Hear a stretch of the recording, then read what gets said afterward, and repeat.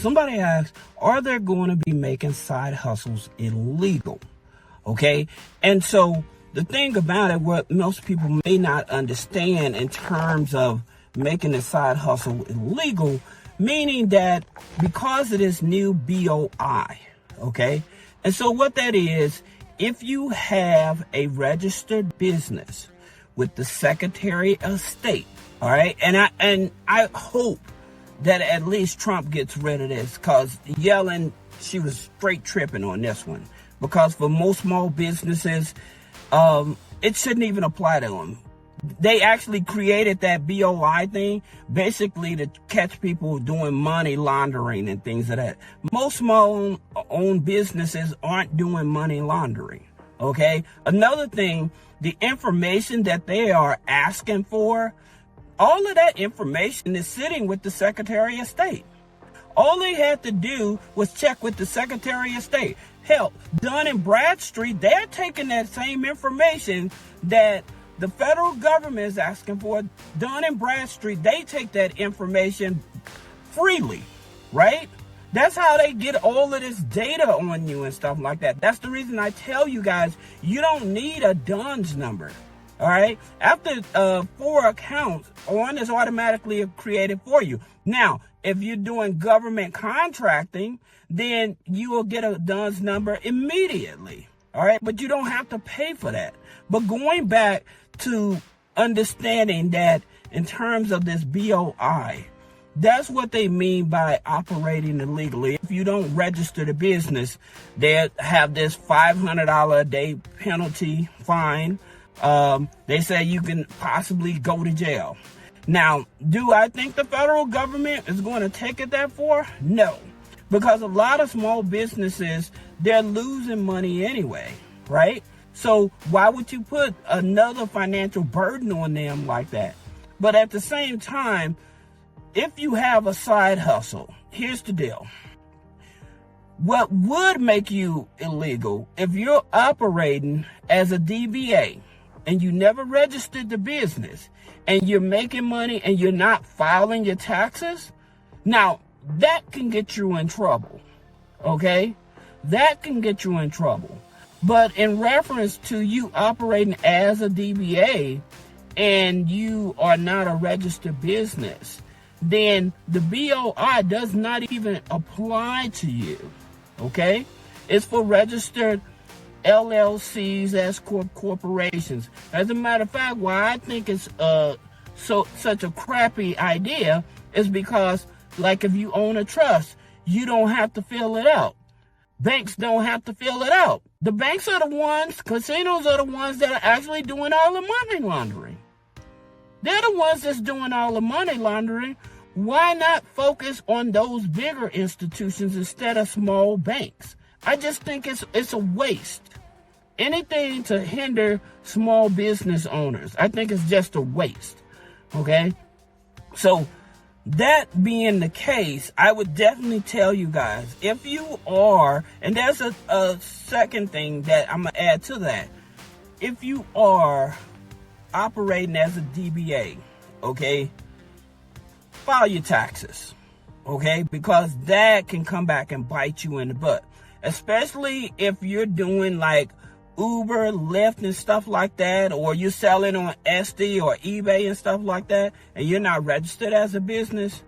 All it takes is one time for it to come across the IRS desk that a business paid you over $600 just one time, and it can open up a can of worms that will put you through hell. And what I mean by that is that they can open up an audit, okay? And so now they want to go through your personal as well as any type of business that you have, okay? So if I were you, I would not avoid filing my taxes, all right? And a lot of people think that, oh, I'm under the table or what. No, you're not. These businesses are going to be reporting all of the revenue they pay you, all the income they pay you. They're going to be reporting it to the IRS. Okay, like I said, these people that are buying products from you online and stuff like that, don't think that they're not tracking this stuff. They are tracking this stuff. And like I said, all it has to do is take one opportunity for one person that has paid you over $600, and it can really wreak havoc on you. Okay? Now, that's number one. Number two, here's the reason I tell people you should not operate as a DBA. The reason is, if you operate as a DBA, there's a lot of lenders out here that will not deal with you. So you know where you have bad credit, okay? And when you having bad credit and everything, what ends up happening is that when you need money, you will not be able to get money, okay? However, if you was a registered business and you was able to show proof of transactions through that business, lenders will give you money, even with bad credit. And so a lot of people, they still doing this hustling thing. Even like with the PPP situation or whatever, one of the biggest reasons that a lot of people were not qualifying for PPP loans, it wasn't that they didn't have the business, but the way that they operated the business. They operated the business as a DBA. They would operate their restaurants, their barbershops and stuff. Somebody come in, sit in their chair, get their hair cut. They take that $25, $30 and they're sticking it in their pocket, right?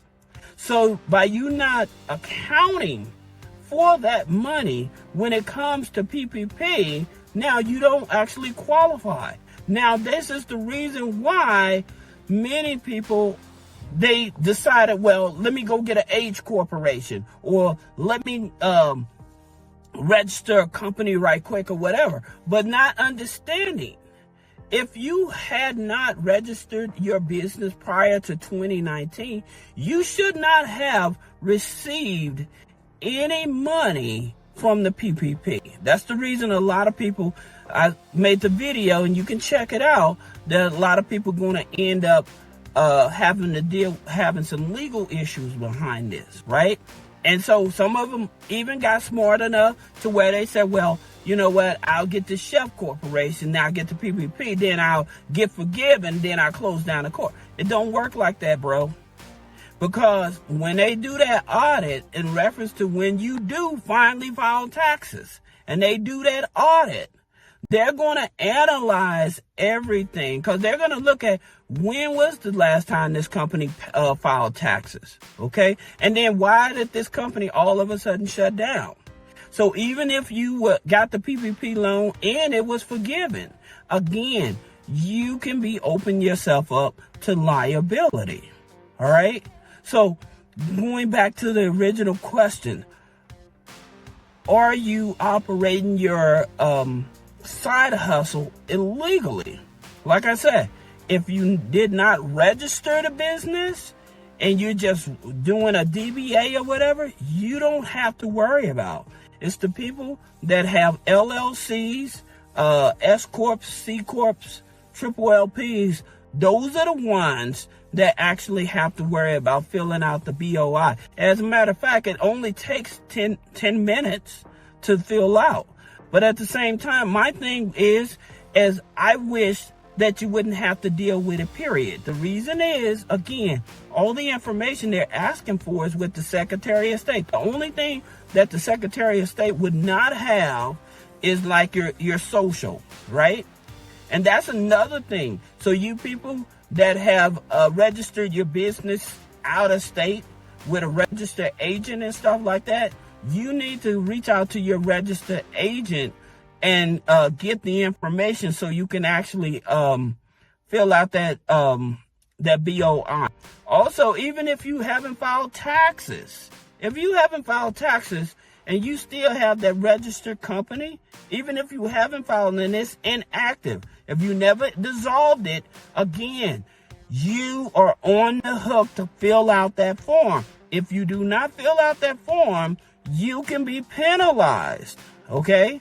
Like I said, hopefully the new administration get rid of that whole thing. But again, if they don't, it's your responsibility to make sure you fill out that form. But for you guys that are doing the side hustles and things of that nature, and you're not registered, the biggest impact is making sure that you file your taxes. And number two is that realize that because you're not registered your business with the Secretary of State, lenders are not going to be giving you funding even with bad credit, because it is possible, but you have to show revenue. All right. So I hope this helps you. I hope this answers any questions. If you have any questions, you can click the link in the description. Thank you.